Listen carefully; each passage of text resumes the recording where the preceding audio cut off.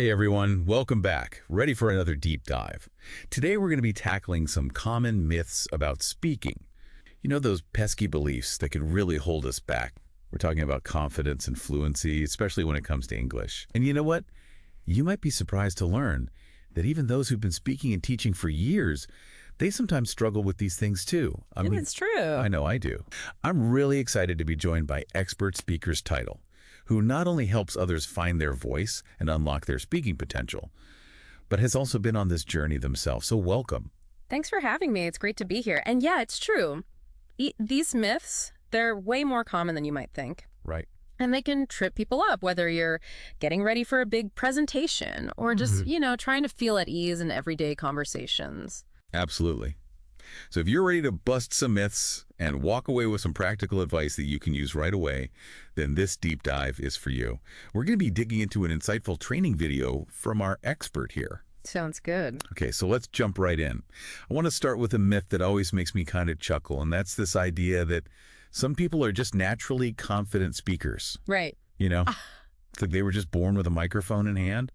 I mean, I see this in my own life. Yeah, well, it's interesting you say that because this myth often comes from a misunderstanding of personality types. We tend to picture extroverts as these effortlessly confident speakers, always ready with a story or, a witty remark. But introverts, on the other hand, they might take a moment to process before speaking, but they can be just as confident. That's a really interesting point because I know plenty of introverts who are incredibly powerful speakers. It's like they command attention with their thoughtful approach. Yeah. So it's not really about being an extrovert. Yeah, exactly. And actually, that tendency to think before speaking, that can be a huge advantage. It lets introverts craft really well-structured responses, which can be super compelling. Absolutely. Okay, so how can introverts use this to their advantage? Yeah. Because not everyone has the luxury of planning out every single conversation. Right. Well, it all comes down to preparation. When you know you're going to be speaking, use that thinking time wisely. Jot down your thoughts, organize them, even practice saying them out loud. It's like rehearsing for a play. You wouldn't walk onto the stage without practicing your lines, right? That makes total sense. Right. But what about those moments where you can't prepare? Right. Life throws us curveballs, those spontaneous conversations. What then? Well, that's where consistent practice comes in. The more you practice even in planned situations, the more you're honing your ability to think on your feet. It's like training a muscle. The more you work it out, the stronger it gets. I love that analogy. So even if you're not, naturally an extrovert, you can actually build up that confidence muscle through practice. Which brings us to another myth that I think a lot of people get tripped up on, and that is fluent English means speaking super fast, like an auctioneer. The auctioneer myth. It's a common one. Right. Like trying to reach the finish line, I'd get whiplash trying to keep up with some of those folks. And you'd probably miss half the information. True fluency isn't about speed. It's about communicating smoothly, naturally, and clearly. It's about being in control. And that often means using pauses effectively. See, I think that's where people get a little hung up. Yeah. They're so afraid of pausing because they think it'll make them look unsure or hesitant. It's a common fear for sure.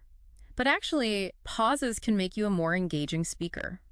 Think about those speakers you love listening to, whether it's on a podcast or a TED Talk, Notice how they use pauses to emphasize points, create anticipation, let their words sink in. Oh, you're so right. I never thought about it that way. It's strategic. It is. So it actually makes them sound more confident, not less. Okay, so how do we get better at using pauses in everyday conversation? It can feel a little unnatural to just stop mid-sentence. Yeah, it might feel awkward at first, but like any skill, it gets easier with practice. Just start by becoming aware of how skilled speakers use them, and then consciously try incorporating them into your own speech. Maybe try pausing after a key point or before you introduce a new idea. So it's about being intentional. Exactly. Okay, we've tackled 2 myths already. I'm feeling pretty good. Ready for myth number 3? Bring it on. All right, here it is. Confident speakers never seek clarification. And this one, I think, resonates with a lot of people because I know I get worried about sounding incompetent if I have to ask someone to repeat themselves. Yeah, it's an understandable fear, but it's rooted in a misconception. Asking for clarification is actually a sign of confidence, not weakness. Really? See, I always thought it was the opposite. Think about it. Asking for clarification shows you're actively listening. You're engaged, and you're committed to understanding. It's about valuing the conversation and making sure you're both on the same page. That's a great point. It's about being curious, Yes. wanting to really understand, not about appearing knowledgeable. Exactly. And it's completely normal in English-speaking cultures to ask for clarification. In fact, it's often encouraged as a way to ensure clear communication. So if I'm going to be brave enough to ask for clarification, how do I do it without sounding unsure of myself? Are there certain phrases that work better than others? Oh, yeah, absolutely. There are tons of ways. You could say something like, sorry, I didn't quite catch that. Would you mind repeating? Or, I want to make sure I understand correctly. Could you explain what you mean by it? I like that because it takes it away from me admitting a mistake. It's like I just want to learn more. Right. It's about framing it as a request for further information, not a confession of ignorance. Okay, I'm seeing now how seeking clarification can actually be a power move. It is. It shifts that focus from, being right to truly understanding. Which actually brings us to another myth that I think a lot of people struggle with, and I'll admit I struggle with this too.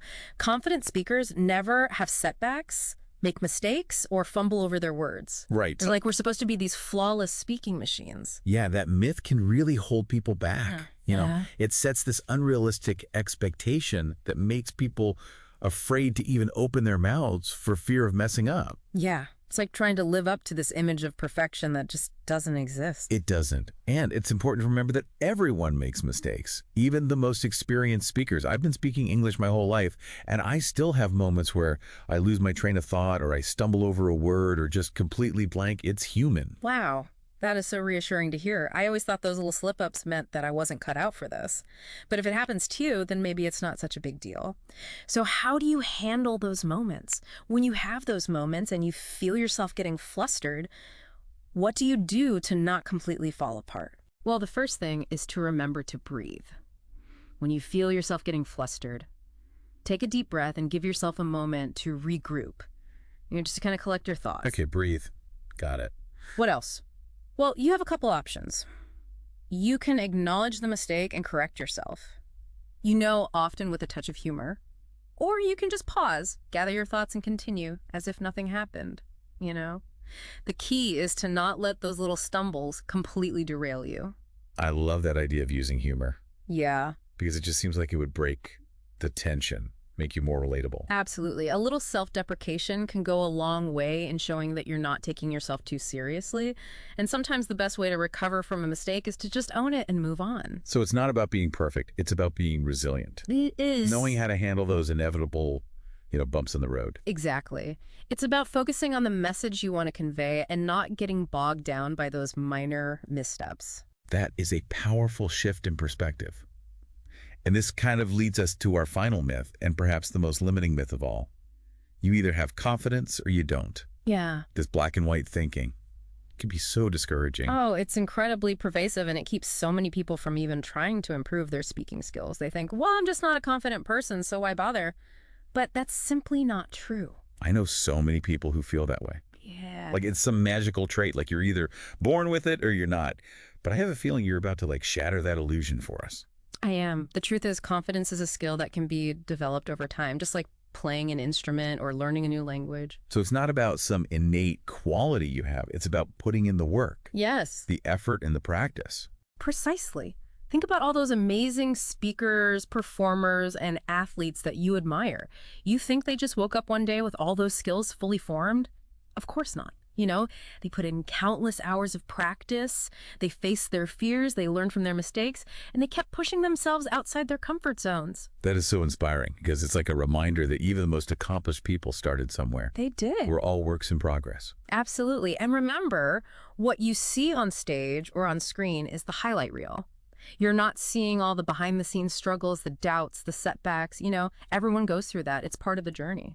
So it's not about waiting for the confidence fairy to wave her magic wand. It's about taking action. Yeah. Embracing the learning process. Understanding that confidence is built through experience. I love that analogy. Confidence is built one step at a time through trying, failing, learning, and trying again. It's about developing a growth mindset and believing that you can improve with effort and practice. Okay, I am feeling fired up. So what are some practical ways that people can, start to get that practice and build that confidence muscle? Well, there are tons of things you can do. One is to find a speaking partner or group where you feel comfortable making mistakes and receiving constructive feedback. I think that's so important, to have that supportive environment where you can experiment and try new things without judgment. Absolutely. You can also record yourself speaking and listen back to identify areas for improvement. Another powerful technique is to take advantage of everyday opportunities to practice, whether it's ordering coffee, chatting with the cashier, participating in a meeting. Just look for those little moments where you can flex that speaking muscle. I love that. So it's about incorporating it into your daily life. Exactly. The key is to make practice a consistent habit.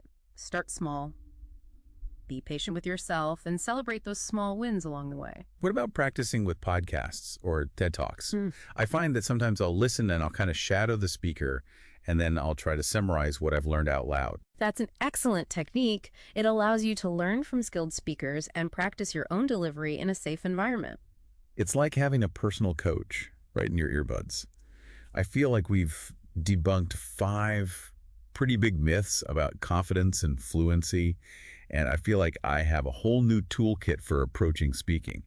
What a powerful deep dive. It's been great exploring these myths with you. Ready to wrap things up and leave our listeners with some final food for thought. Absolutely. And you know what? Something else that's really helpful to remember is that you don't have to do this alone. Oh, that's such an important point. Right. Yeah. There's a whole community of people who are on this journey with you, working to improve their speaking skills and build their confidence. It's so easy to feel like you're the only one struggling with this stuff. It really is. But connecting with others who understand can make such a difference. Absolutely. Whether that's, finding a speaking partner or joining a supportive online group or working with a coach, there are so many resources out there, and there's so much encouragement available. It is. It's all about finding what works best for you. Finding that support system that makes you feel empowered and motivated. It's amazing how we've not only busted these myths, but we've also opened up a whole new world of possibilities for anyone who wants to become, a more confident and fluent speaker. Yeah, it really is all about shifting our perspective and realizing that we have more control over our speaking abilities than we think. Right. It's about embracing that journey, celebrating our progress, and never giving up on our goals. Well said. This has been an incredible deep dive. I feel like we've covered so much ground. We tackled those pesky myths about confidence and fluency.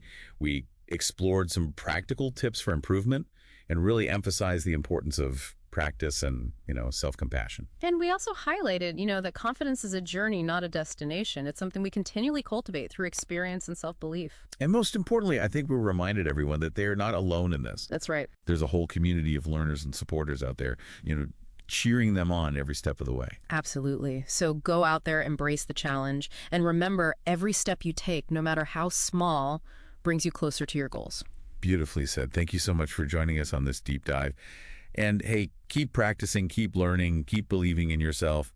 Until next time, happy communicating.